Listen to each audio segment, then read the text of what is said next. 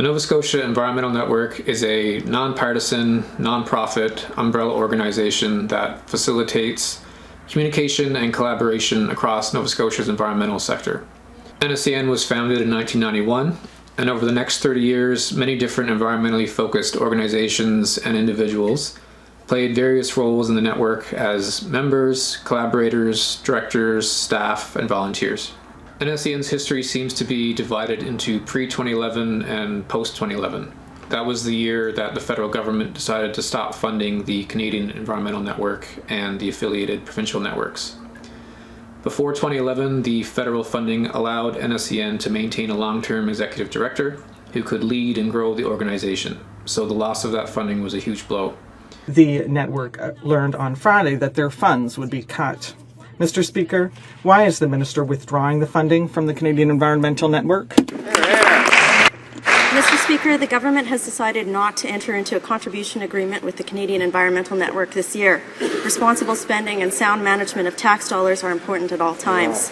Some of the other provincial networks found provincial funding to replace the lost federal funding, but that didn't happen in Nova Scotia. So things took a bit of a downward turn after 2011, but there were a lot of people who really valued NSEN, and they worked very hard to keep it going despite the loss of funding. By 2018, NSEN was being led by a group of mostly new faces, including myself, and we often found ourselves asking, what exactly is NSEN? Where did it come from? What happened during all those years, and where should it go next? So in 2021, we decided to track down and interview some of the people who helped shape NSEN over its first 3 decades, to document that rich history and share it with everyone.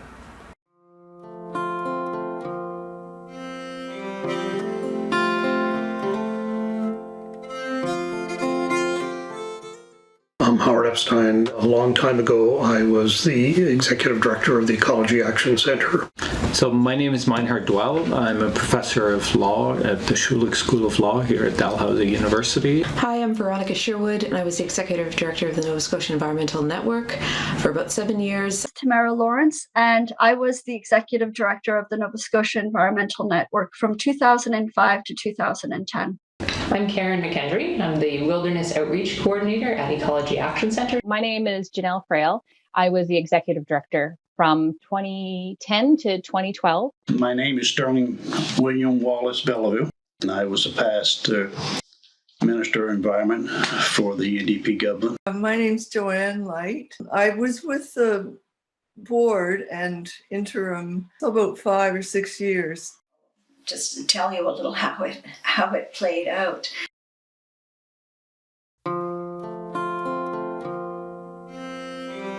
Canadian Environmental Network started in 1977. It was the culmination of apparently an entire decade of conversation between environmental groups and Environment Canada, with the environmental groups urging Environment Canada to get some kind of system of supporting them to be able to do the consultative process. And they also wanted a system that would allow small groups as well as large groups to be involved. Before the CEN was formed, the government would be cherry picking, from the larger urban-based groups to get their input on environmental things, whereas after the networks were formed, you could have people from very, very small groups in the outer reaches of the provinces or the territories that would, end up at the provincial and the federal tables for consultation. So it was just an excellent move forward.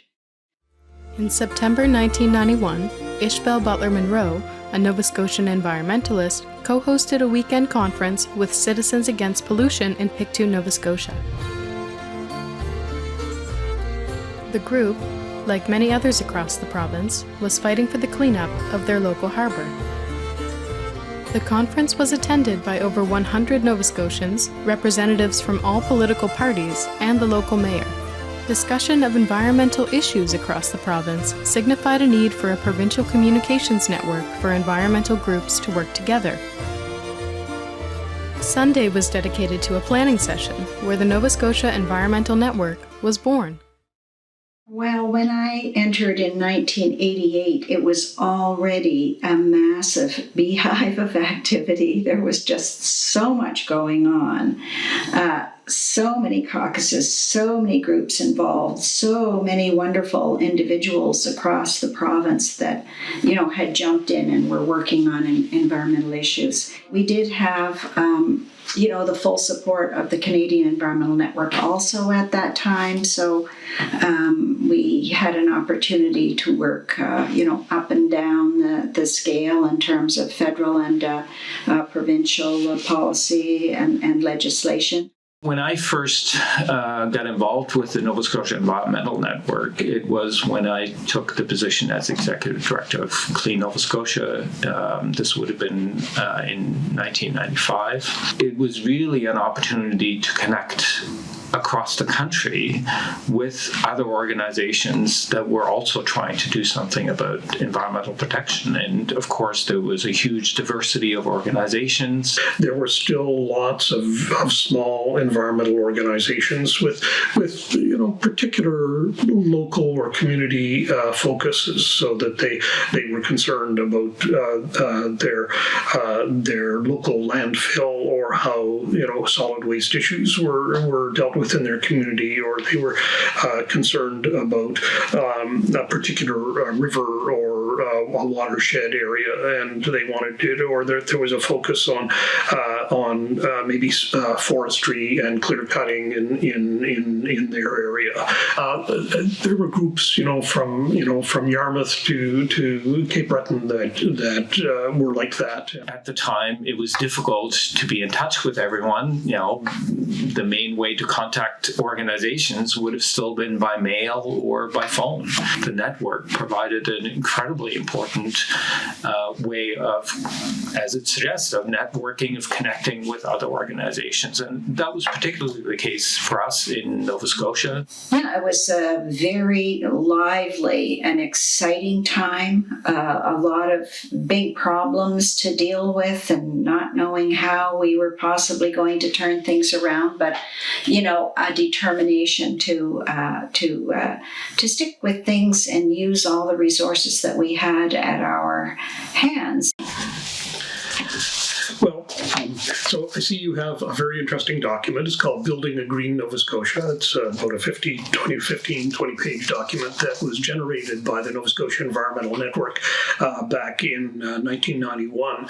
In Nova Scotia, we had, as other provinces did, a roundtable on the environment and the economy.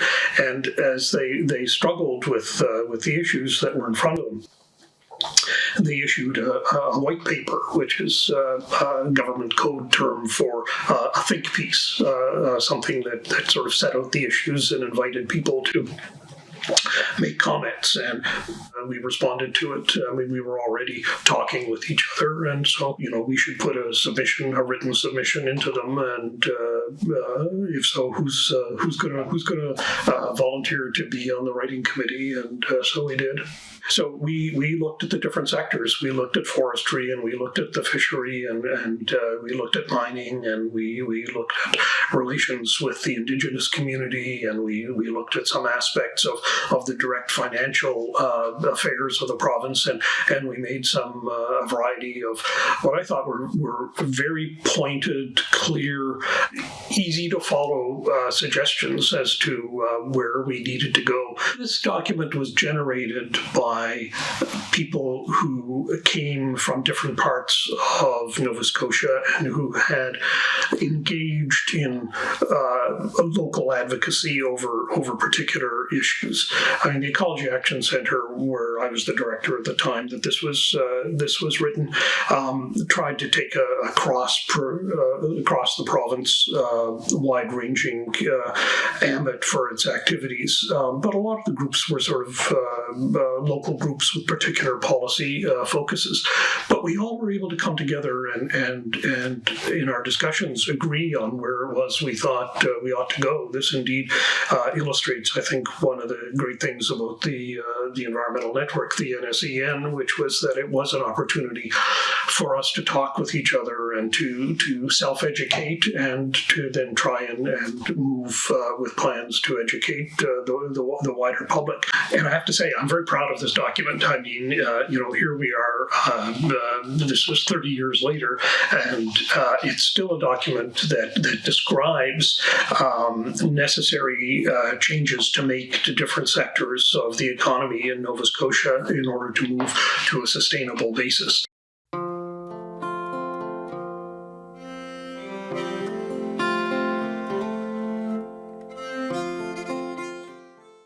I was leaving a contract position with a community development agency, and simultaneously this position was opening up with NSEN as an executive director, and so I applied and was given the position. I just thought it was a good opportunity to work with a good range of people, and I supported the idea, and there was still a sense of the need to bring some cohesion between groups around the province and offer some type of information sharing model. I think at the time when I started, it was about 40 or 44 groups. And then I think we bumped it up to about 60 plus at that time. More importantly, within those 60 organizations, there were memberships. So I think I can safely say that we were able to reach, hundreds of people within the environmental community. Of course, funds are limited, so we had a certain cap on our budget. And a cap on a budget for an organization like this, and for it to grow, is somewhat limiting because you're still, you have to completely rely on your volunteers and one staff person. That was a part-time position at the time, which was funded, and there was easily enough work for 2 people. I believe it was $40,000 when I first started.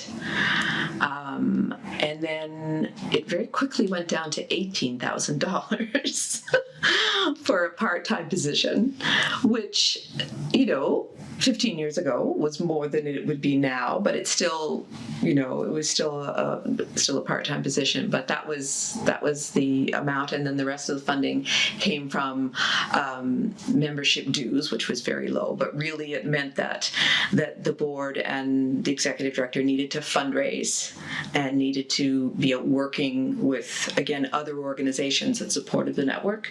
At the time, both the Canadian Environmental Network and all its affiliates or nodes, meaning including the national caucuses and the provincial networks, all committed to not taking positions on issues.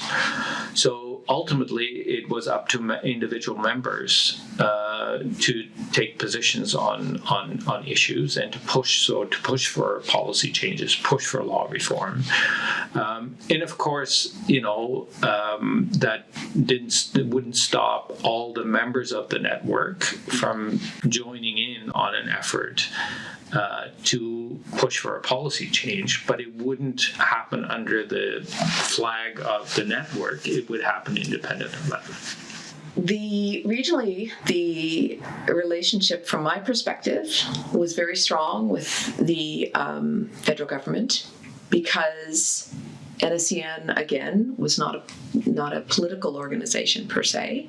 So there was a level of trust and understanding. One thing that relationship did was build relationship between provincial government, federal government, and the organizations. It allowed for a continual dialogue through the network so that maybe those relationships could be strengthened. That didn't mean there was agreement, but it did provide a foundation so that it broke that concept of this is government and we're environmentalists. But I think it also became a very effective way of managing the relationship between the network and its members. Because I certainly recall there were a number of issues where members felt very strongly that they wanted to lead this issue, they didn't want the network to do it, right? So to know up front that the network is going to help you coordinate, it'll help you reach out, it'll help you build kind of a coalition, but it isn't going to try to take over. Well, yes, I think that this creates a great example for people to keep in mind how to keep things moving. when you change from government to government, because each government wants to have their own stamp, and they take a good year just to get themselves settled in, and then they maybe want to do something different. And so when you start working with them right off the bat and say, we're doing this wonderful initiative, and we have this great work already underway, and so let's see if we can just keep this moving. It makes it easier for them. And it makes so much sense. I mean, nature knows no boundaries, and that's why every government has picked this up and kept going with it.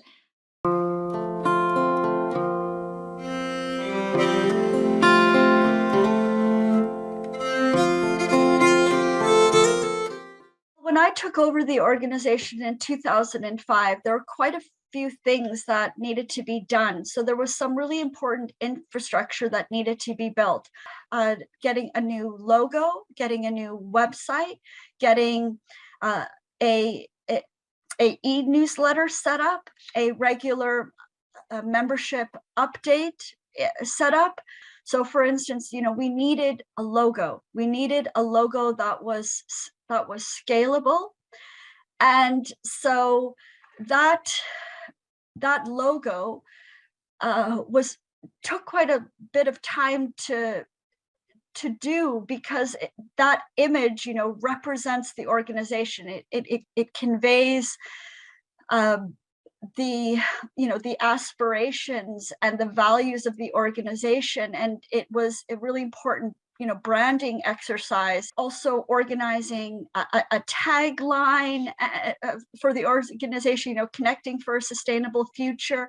And this idea of connection was something that we identified as really important for the branding of the organization, and the main aim and value of the organization is, connecting our members across the province, and then connecting our members and our organization with other stakeholders and with all levels of government. Developing services for the members. Really, the members are the foundation of the organization. Without members, the Nova Scotia Environmental Network doesn't exist. Regular communication, by email and mail, setting up an interactive website where there were some really awesome resources, and an interactive calendar where members could put in their events. And our website at the time, was getting thousands and thousands of hits every month. It was very popular. Then it was doing a lot of activities and media to try to, raise the profile and raise public and political awareness of our organization. The NSEN, for instance, we had annual meetings with the Minister of Environment, with the Minister of Natural Resources. We connected with the Department of Environment and Climate Change Canada. And of course, we had connections with other environmental networks in other provinces, and then the national organization. So I first heard about NSEN back in probably 2005, 2006, when there were international youth internship program that NSEN was hosting one of those spots, and they partnered with an organization in Honduras. And so I applied for that internship back then. Wasn't successful to get that, but because of that, I started learning more about NSEN and what they were up to, and then joined the board during that time. And I was on the board for a few years, and then went away for a bit. And then when I came back, applied to be the executive director in 2010. So NSEN served as a very important platform for community groups to connect with each other, connect with different levels of government, to unify over common causes, and to really work hard for change. And we felt that if we were strong collectively, that we would be able to advance environmental progress faster. We had a very strong chair at the time, Gretchen Fitzgerald of the Sierra Club. We had approximately 48 paid members. And then we also created a category of individual members. Those were people that wanted to make donations to the organization because they liked what we were doing.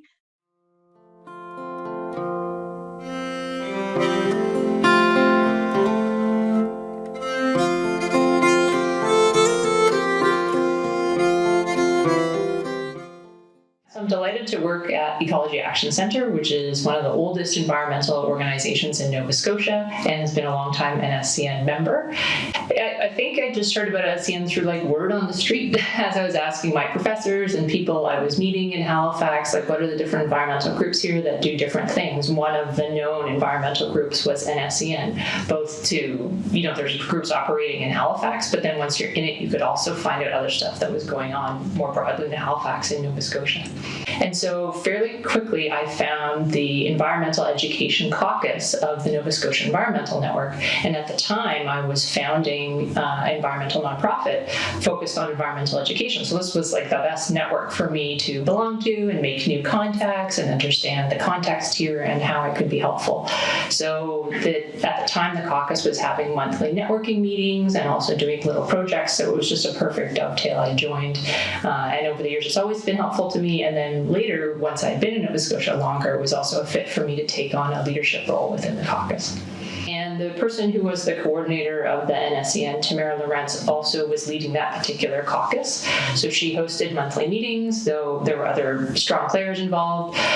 Different people would present about their work or projects they had going on, offer advice, or point to different resources. And then we also did things together as a group. So the group is trying to advance environmental education in Nova Scotia across different sectors, including formal environmental education in the classroom. So we would coordinate to go into the classrooms of teachers who are being trained, like at Mount St. Vincent University, and say there's this whole network of environmental education groups. You're welcome to access them as you're starting to teach in the classroom. So we'd think of little projects that we would do sort of off the side of our desks, but we had the strength and solidarity of other people in the caucus who would help us out. So when enough groups were interested in a certain area, say mining or forests or water, a caucus would be formed. There was an active marine caucus. There was an active forestry caucus. There was an active education caucus. There was a environmental health caucus, and climate change, of course. And the climate change one is one I would have been involved in. So we had the environmental education caucus, the water and watershed caucus, the mining caucus, the community and school garden caucus, and we had the law and policy caucus. And then we had a broader, it wasn't quite a caucus, it was a bit broader than that, but it was called SEN, Sustainability Education in Nova Scotia for Everyone. And that was linked to our environmental education caucus. With the caucuses working together, you could roll out entire campaigns to get huge amounts of work done, either provincially or across the country. It was a great opportunity for all subject areas and for all groups. I founded the Young Naturalist Club, which is a nature education organization for kids. And so NSEN has been very helpful because it was a new organization in 2007. I really needed to network to understand the scene in Nova Scotia, to make connections, to understand funding sources. So the network was super helpful in those days. And the caucus specifically elevates environmental education, which is exactly what that small, now bigger organization has been trying to do. So, and I've also, in founding the organization and creating a board of directors, of which I'm a chair, and then we also had to create policies and procedures, and I didn't have any background in nonprofit management. So even belonging to NSEN helps you understand the nonprofit world better in Nova Scotia, what resources are available, what are other nonprofits trying. So even, this was before there were any hubs to support nonprofits in Nova Scotia. So also I was able to develop as a nonprofit through my NSEN connections.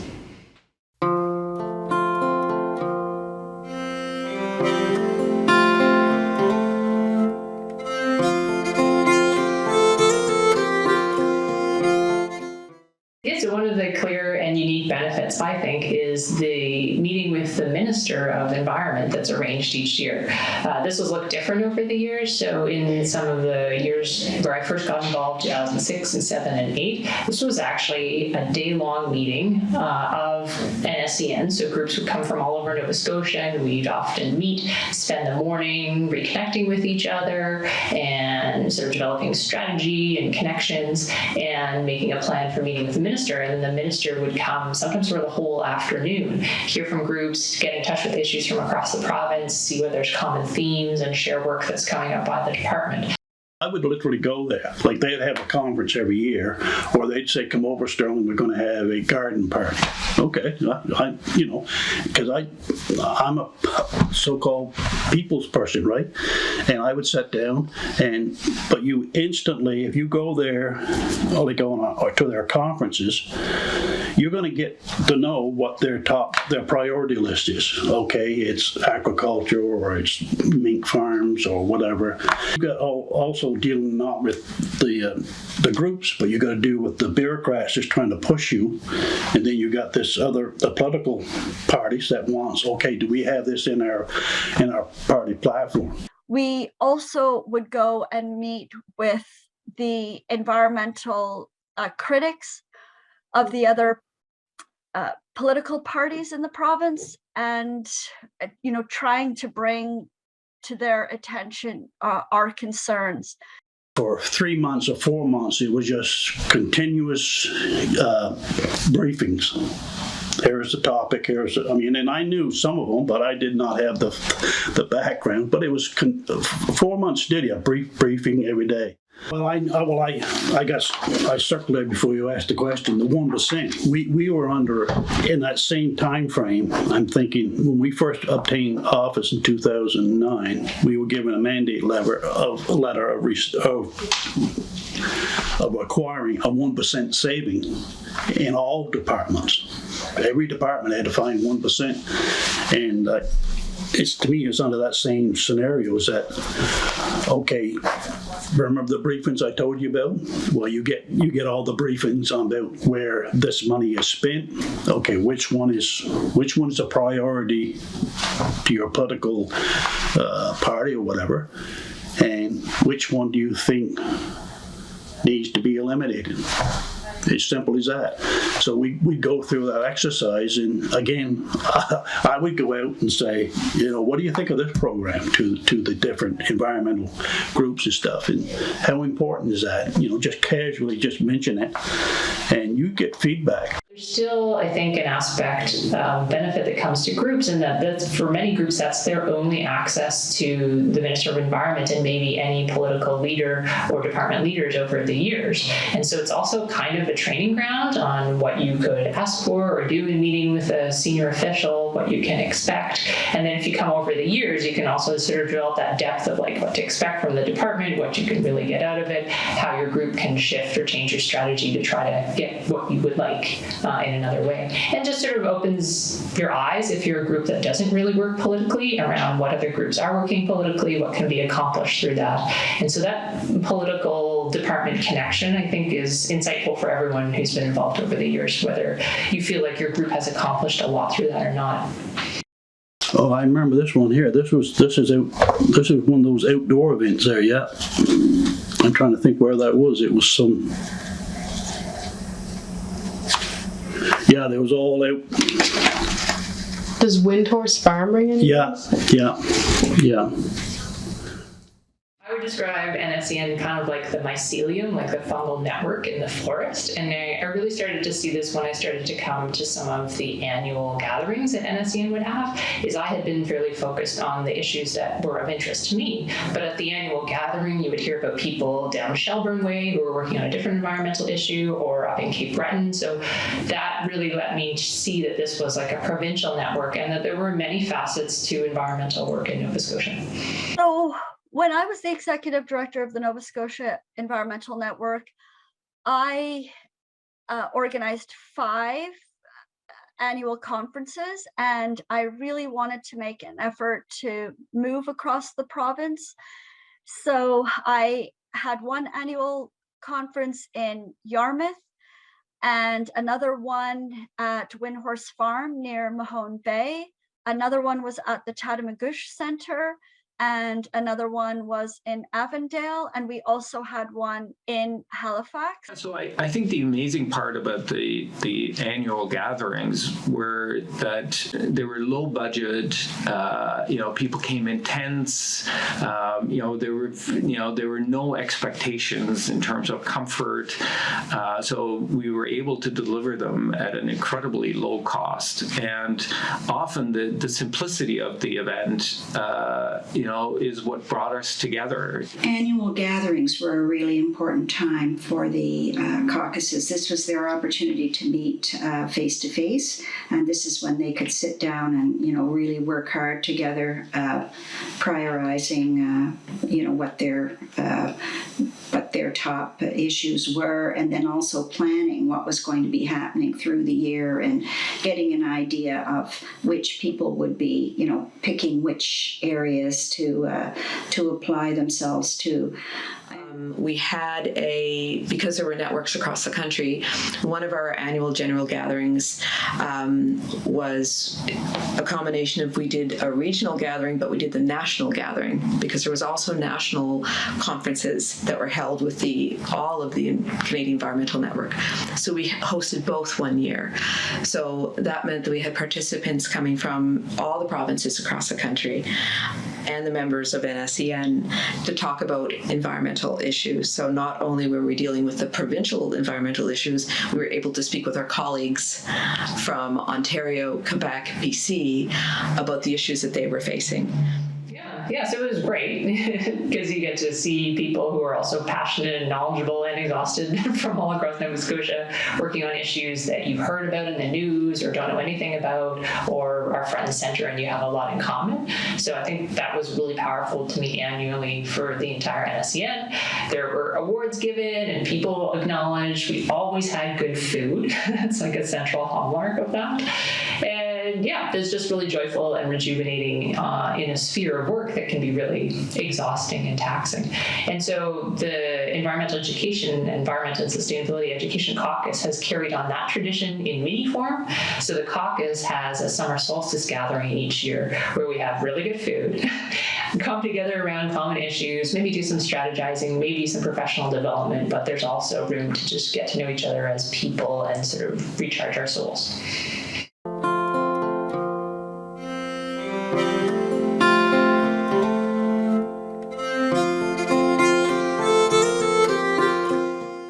Canadian Environmental Network gave NSEN approximately $25,000. It was between, kind of $20,000 and $25,000.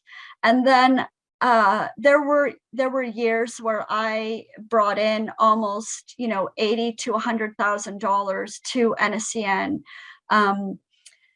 for various projects. And then I was able to hire people part-time. So for our, annual conference, I would raise, a few $1,000s. And I wish that the province of Nova Scotia had given us more sustainable funding that we could have relied on. That would have been very helpful. Some of the other environmental networks in other provinces were able to get substantial matching funding from the province, but we weren't able to do that. The honourable member for Halifax. Monsieur le Président. Mr. Speaker, the Canadian Environmental Network includes 640 environmental organizations in Canada. For the past 30 years, this network has supported and facilitated the work of Environment Canada. In May, Environment Canada confirmed that the funding for the network operations would be maintained, and the confirmation of the appropriations was to follow. After months of waiting, the network learned on Friday that their funds would be cut. Mr. Speaker, why is the Minister withdrawing the funding from the Canadian Environmental Network? Mr. Speaker, the government has decided not to enter into a contribution agreement with the Canadian Environmental Network this year. Responsible spending and sound management of tax dollars are important at all times. The department is moving towards more direct use of web-based consultation, and we already have a number of web pages dedicated to public participation. What they're doing, Mr. Speaker, is stifling dissent. They're muzzling or firing scientists, and now they're eviscerating the communications network of environmental groups across Canada. The minister claims that it's a rigorous process to manage spending, but while he was cutting $500,000 from Canadian environmental groups, they announced $28 million to celebrate the War of 1812. Well, this just in, Mr. Speaker. The real war is this government's war that they're waging on the environment. So when will the minister do the right thing and restore this funding? Hearing about the loss of funding for environmental networks across Canada for each province, it was like a punch in the gut. The Canadian Environmental Network and each of the provincial networks had established themselves as a respectable, reasonable go-to source for government to understand the diversity and specifics around different environmental issues. So it felt like a sort of slam door in the face of like what you don't want to know what the people are saying and working on anymore. And, you know, even since then, a sort of second hit in Nova Scotia was many of the networks went to the provinces to say, this also serves a vital role for the province. Would you consider funding some of us, you know, for an undetermined amount of time or whatever? And some provinces did step in and fund their environmental networks. And so a sort of long-term comparison we could do is New Brunswick was one of the provinces that did fund their network, and there are some ways in which the New Brunswick Environmental Network is stronger and more stable than NSEN. So you could always look over the fence in some of those early years to say, oh, if we could have kept going, think of the things we could have done. Here's some examples of them. So yeah, so not only was it sort of symbolic and set back the organization, it also caused the coordinator at the time to find other work, and that individual was very strong and fantastic in that role. So to also lose that person is yet another blow. The loss of the funding was devastating because it meant that every network across the country had to roll up, and that took away a huge, I would want to say, administrative, to a certain extent, administrative communications mechanism, information sharing that had been there. Oh, it was critical. It was the backbone. And it was kind of a sad day when it was cut, and it was a sad day nationally, not just regionally, because the networks had been around a long time, and they had built. And when I say they, I always think of the network as the membership. They were the networks, but it was the people. But a lot of people had dedicated time to the network. Instead of having time to put on events, trainings, workshops, we had to look for funding. And obviously that was really unfortunate. It took time away from the work that we ought to have been doing with members, for our members, and with our members. So it shifted the work, and we had to spend more time trying to find funding elsewhere. Unfortunately, without the kind of fulsome consultation that we used to do, a lot of the outreach for input is simply an invitation. You know, governments will say, we've got this new initiative, we really need your input. Please give us your input. Well, how are these people who are just trying to hold their groups and their networks together supposed to find enough time to be able to sit down, pore over scientific documents, and write a professional report that's worthy of being released or included? So it's not a good situation. I hope that the federal government will renew its funding for the Canadian Environmental Network, and this would allow the Nova Scotia Environmental Network to do much more, and to really help the federal government achieve what it needs to achieve on climate and environment.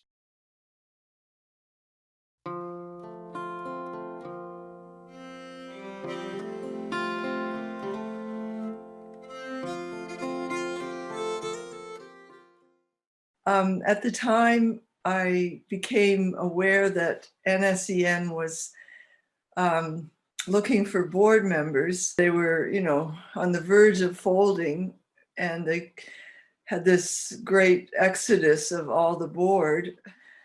I kind of fell into looking at the organization more closely.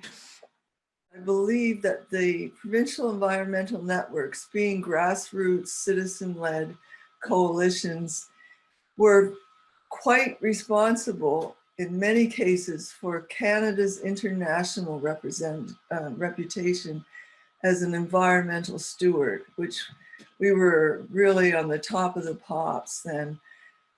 We were trying to envision, or I was, how we could go forward. At that point, there was only 3 of us left, I believe, and we went through a couple of chairs who didn't stay too long, I think 3, and we were still paying for an office, which, had the weight of, 20, 30 years history in it, but it was just sitting there. We should let this office go, which left us with no bricks and mortar. And so at the time, I think there weren't a lot of active members. I mean, there couldn't be, because like I said, this organization was on very meager life support. Right. So in that situation, if you create a network that is completely dependent on the members volunteering their time and resources to make it happen, it's at risk, constantly at risk of disappearing. I think volunteers take on so much, and we did see that as the network would rise and fall. But absolutely, volunteers need to know that, I think, when they're doing their part, that they're working towards something, and a staff person is able to demonstrate that and is able to provide a mechanism whereby what the volunteers are trying to achieve can now be carried out.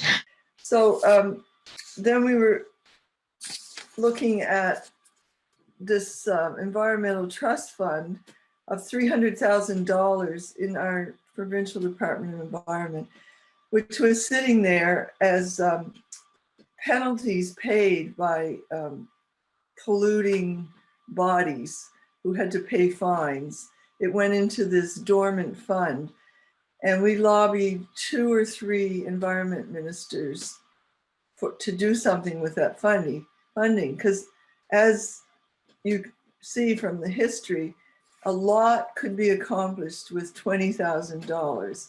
Yet the top bureaucrats who sort of controlled the department just refused to even consider doing anything with the funding, citing the fact that it would cost too much to administer. We kind of gave up on the government. Echo Connects NS happened. That was the first annual gathering in 5 years, I believe. The funding came from a federal government grant in conjunction with the ill-fated and not very well-received Canada 150. So regardless of that, the funding was available. So 2 very brilliant environmental organizers, May Buckland-Nix and Kelly Schneer, accessed, I think, about $22,000 to put on the first conference sponsored by NSEN. There were approximately 200 people present over the 2 days. It was held in Truro. We were very fortunate to secure 2 great guest speakers, Elder Albert Marshall of Eskasoni First Nation and Silver Donald Cameron, who was the originator of the Green Interviews. There was a huge 3-hour talking circle with everyone who was present there. There were no representatives from the Department of Environment. The Halifax Central Library was just becoming into its own. So because we had no bricks and mortar, I thought we could coordinate a series among our groups to bring the public's awareness of Indigenous teachings and wisdom into larger public forums. We did it the first year, four sessions that we would look for funding, which we did get the second year. I applied to the Nova Scotia Health Authorities in the Halifax district and in the Truro district and several others. So we got 2 pots of funding to work with the libraries, and most of that funding went to the elders. In the first session, I think it was, we had 50 people there. They comprised at least 6 Indigenous nations, all ages, all backgrounds, all political persuasions, from homeless people to retired executives. They felt closer and more connected to nature, to the environment, just by being exposed to the elders. Chris White was at one of the first talking circles at the library, and afterwards somehow we came in contact. I told him about the network, and if he was looking for a way to contribute into community environmentalism, he might consider joining the board. My name is Chris White, and I've been the volunteer chair of the board of directors for the Nova Scotia Environmental Network for the past 4 years, since 2018. In fall of 2017, I was looking for a way to start getting involved in my community. I attended an event organized by NSEN, and from there I ended up attending one of their board meetings. It seemed like they were really struggling with low capacity, so any time I could offer would probably help a lot. So it seemed like a good way to make an impact. And then after a few months of volunteering with them, I joined the board of directors later that winter. In the fall of 2017, when I first joined NSEN, there were only a few board members left. And then by the summer of 2018, all those board members had stepped down and passed the torch on to a fresh new team of board of directors at our AGM, and we had about 8 people, including myself.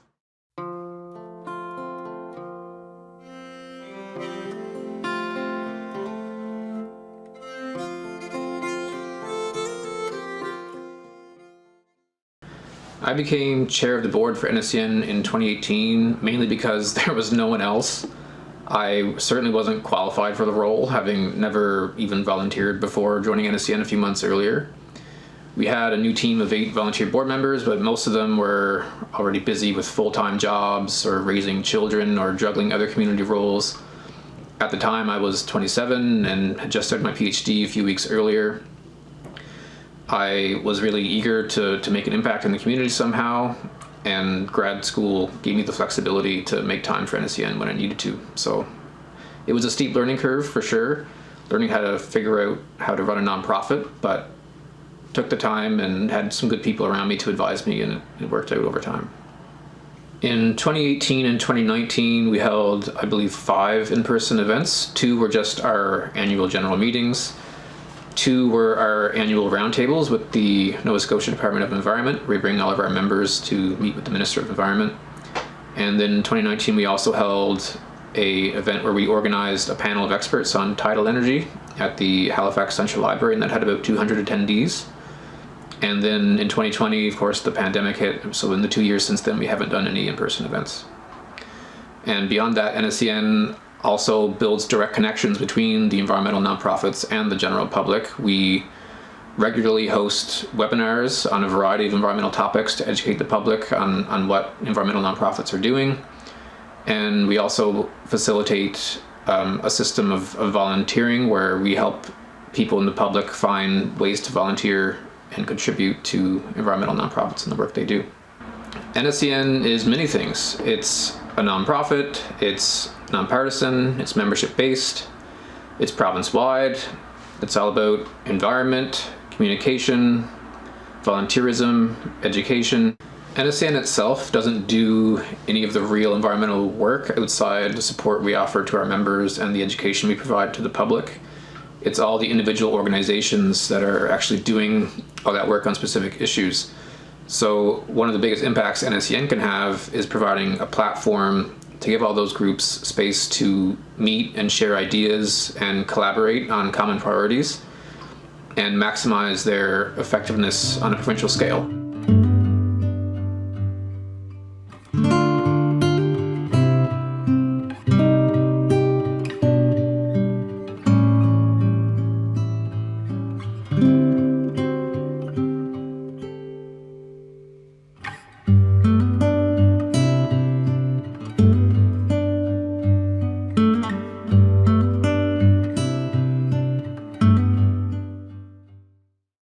I think NSEN's greatest achievement in recent years has been staying alive and finally achieving an upward trajectory after a long time of downward trajectory. It was definitely not a given that NSEN would survive at all. It actually came pretty close to having to shut down in 2018, 2019. The big difference lately is that we took in $80,000 or so in staff grants, and that's made all the difference in the world. Just a couple of years ago, that number was zero. So since we turned that corner, it's had a domino effect. Our membership has grown from a low point of 25 organizations in 2018 up to 40 organizations in 2022. So the membership is very healthy now, and I'm sure it's going to continue to grow as we continue to gain momentum. Since joining NSEN, I've had the privilege of getting to meet many of the amazing individuals who've helped shape NSEN over the past 30 years. I've learned a lot about how influential and powerful NSEN used to be when it had core government funding. And I've learned a lot about everything NSEN used to do to support environmental groups. And those conversations have definitely informed our current team about where NSEN comes from and where we should take it in the future.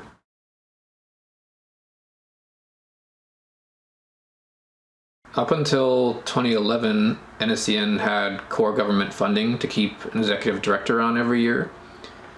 If we had that again today, I think NSEN would be able to fulfill its vast, untapped potential. Even just having one staff on can provide capacity for that one person to apply for more funding from a variety of sources and hire more staff and start organizing large networking events and developing resources for the environmental community. When I first joined NSEN in fall of 2017, it was very obvious they were struggling with their capacity without core government funding. Even with a fresh new team of 8 volunteers to run the board of directors, it still took us 2 years of hard work to finally turn a corner and start trending upward again. It was quite a contrast to look across the border at the New Brunswick Environmental Network and see how much impact they were having in their province with core government funding. I think just become that strong hub of knowing, like the ear to the ground, like what are environmental issues that Nova Scotians are concerned about, are working on, what do they think the solutions to them are, and acting as that convener. Well, I've really thought what NSEN has been doing the last few years with minimal funding, with a lot of volunteer willpower, has been fabulous. And so what I would see is NSEN doing more of that, going deeper with relationships, meeting with different organizations, expanding the membership. I could also see NSEN putting on different events, hosting trainings like it did in the past. All of this would benefit the general public, the members, the member organizations, and the government. I'd like to see sort of a revitalization of the network, because we're going into, say, now 3 to 4 generations of people that have been involved in the network. So it needs to change. It needs to evolve. It's we're living in a different global environment. We have a much larger demographic of individuals working on these issues. We have First Nations very much engaged. The country has changed. The network has to change with that.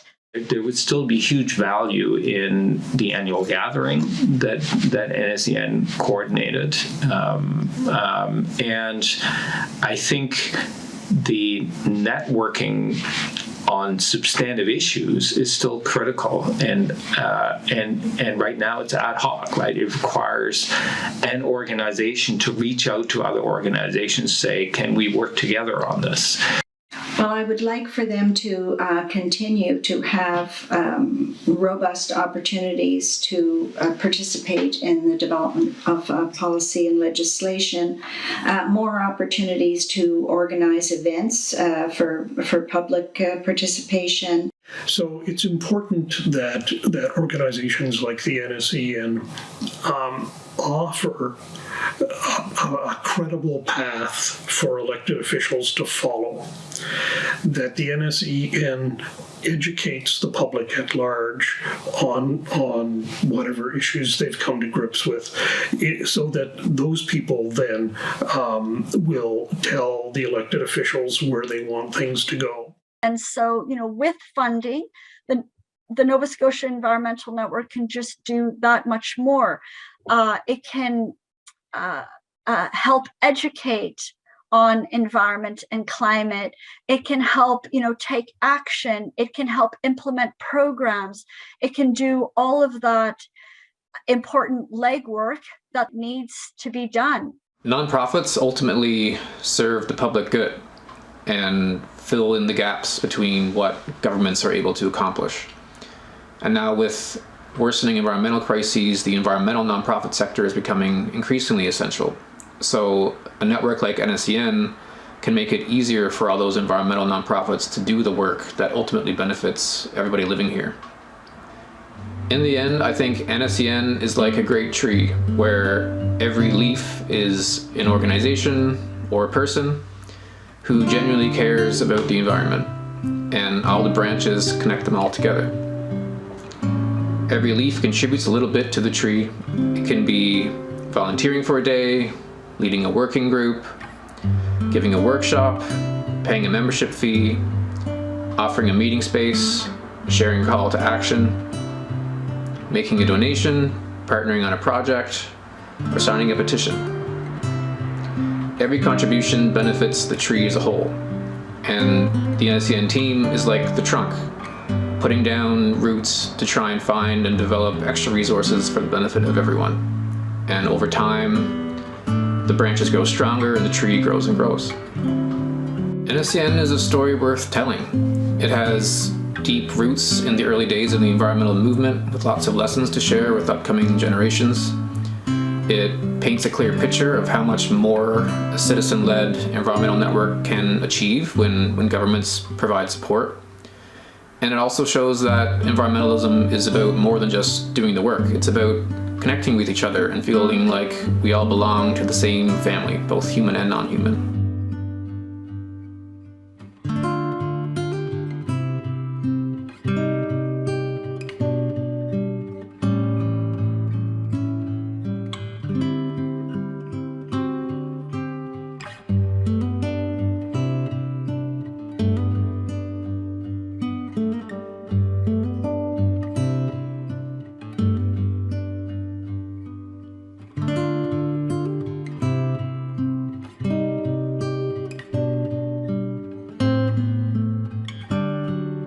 Thank you.